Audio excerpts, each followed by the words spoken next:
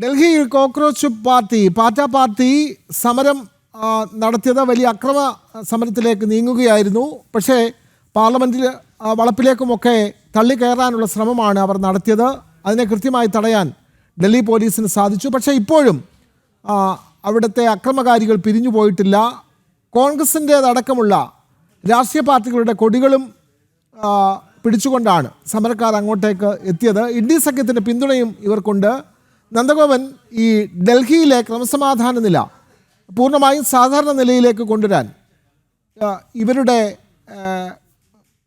ഇവരുടെ സാമീപ്യം വലിയ തടസ്സമായി നിൽക്കുകയാണ്. ഇവരുടെ സമര പരമ്പര അല്ലെങ്കിൽ ഇവരുടെ സമര രീതി, പുതിയ രീതി ഇനി എങ്ങനെയായിരിക്കും? കുറച്ചുപേരെ അറസ്റ്റ് ചെയ്ത് നീക്കാൻ കഴിഞ്ഞിട്ടുണ്ടല്ലോ. മറ്റ് പ്രവർത്തകർ ഇപ്പോൾ എവിടെയാണ് സംഘടിച്ചിട്ടുള്ളത്? ഇനിയും എന്താണ് ഇവരുടെ അടുത്ത പദ്ധതി? അതേപ്പറ്റി എന്തെങ്കിലും വിവരം ലഭിക്കുന്നുണ്ടോ നന്ദഗോപൻ?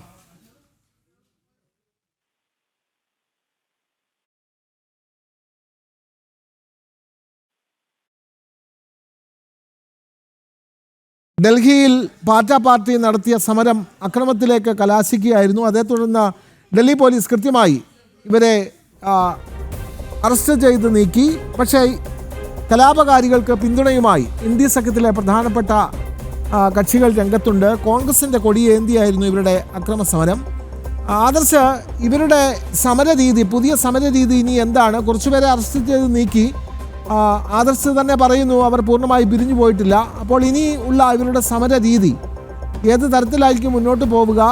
അത്തരം വിവരങ്ങൾ ലഭിക്കുന്നുണ്ടോ ആദർശ്? വിനോദ്, ഇപ്പോൾ നമുക്ക് മനസ്സിലാക്കാൻ കഴിയുന്നത് ഡൽഹി പോലീസിനെ സംബന്ധിച്ചിടത്തോളം അവർ ഈ സമരക്കാരെ നീക്കം ചെയ്യുക എന്നുള്ള ഒരു നടപടിയിലേക്ക് കടക്കുകയും നേരത്തെ ലാത്തി ചാർജും ടിയർ ഗ്യാസ് പ്രയോഗവും ഒക്കെ സമരക്കാർക്കെതിരെ പോലീസിന്റെ ഭാഗത്തു നിന്നുണ്ടാവുകയും ചെയ്തു.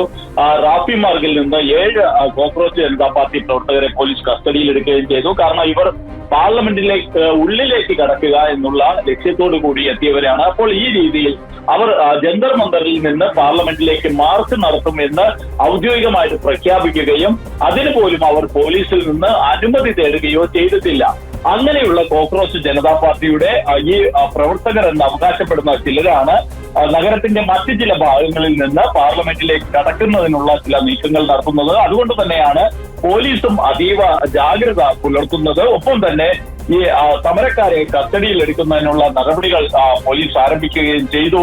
എന്തായാലും പോലീസിനെ സംബന്ധിച്ചിടത്തോളം നിലവിൽ ജന്തർ മന്ദറിൽ ഈ കോക്രോച്ച് ജനതാ പാർട്ടിയുടെ പ്രവർത്തകർ സംഘടിച്ചു നിൽക്കുന്നു. ഒപ്പം തന്നെ മറ്റിടങ്ങളിലൂടെയൊക്കെ ഇവർ പാർലമെന്റിനുള്ളിലേക്ക് കടക്കുവാനുള്ള ചില ശ്രമങ്ങൾ നടത്തുകയും ചെയ്യുന്നുണ്ട്. അതുകൊണ്ട് തന്നെ പോലീസ് ഇപ്പോഴും ജാഗ്രത തുടരുകയാണ്. ഒപ്പം തന്നെ പാർലമെന്റിന്റെ പ്രവേശന കവാടം അടക്കം അടച്ചുകൊണ്ട് വലിയ സുരക്ഷാ ക്രമീകരണങ്ങൾ പോലീസ് ഏർപ്പെടുത്തിയിട്ടുണ്ട്. CRPF-ഉം ദ്രുതകർമ്മ സേനയും ഒക്കെ തന്നെ കൃത്യമായിട്ടുള്ള നിരീക്ഷണവുമായി രംഗത്തുണ്ട്.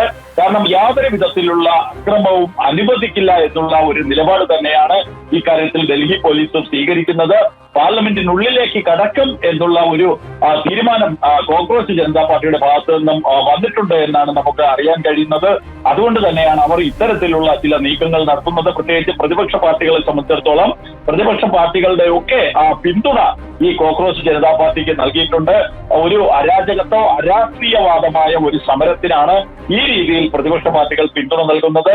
രാജ്യതലസ്ഥാനത്ത് പാർലമെന്റ് സമ്മേളനങ്ങൾ ആരംഭിക്കുന്ന ദിവസം തന്നെ വലിയ അക്രമം അഴിച്ചുവിട്ടു എന്ന് വരുത്തി തീർക്കുവാനുള്ള ചില ശ്രമങ്ങൾ തന്നെയാണ് കോക്രോച്ച് ജനതാ പാർട്ടിയുടെ ഭാഗത്തു നിന്ന് നടക്കുന്നത്. എന്നാൽ പോലീസ് ആകട്ടെ അവരുടെ ഈ നീക്കങ്ങളൊക്കെ മുന്നിൽ കണ്ടുകൊണ്ട് അതിനെ പ്രതിരോധിക്കുന്നതിനുള്ള നടപടികൾ കൃത്യമായിട്ട് സ്വീകരിക്കുകയും ചെയ്യുന്നുണ്ട്.